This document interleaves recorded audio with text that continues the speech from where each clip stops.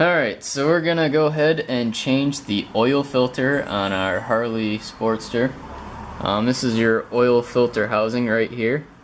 And if you don't have an oil filter wrench like we don't, we're just gonna use a pair of pliers and put a rag over it so we don't mar it up.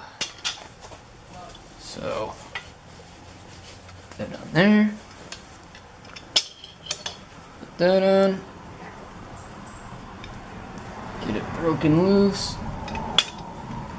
Should be able to turn it by hand now.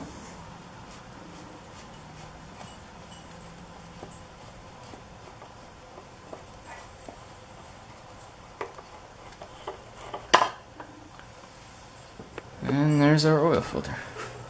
Okay, so we've got our new oil filter here, and we're gonna fill it up with oil so that way we minimize the amount of air we get into our system. So we're just gonna pour it down here.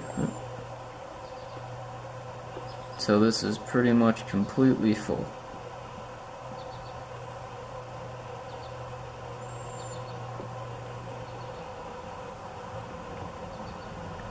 Alright, and now we're just going to take a little off the top here and just lubricate our O-ring so we get a good seal, and that way when it turns it doesn't bind up or stress our O-ring out. So go ahead, line that up, get it started.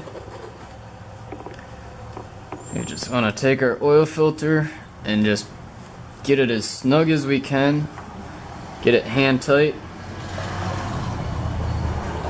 You can always take like a filter wrench and do just quick little 1/8 of a turn. You don't want it to be too tight at this point.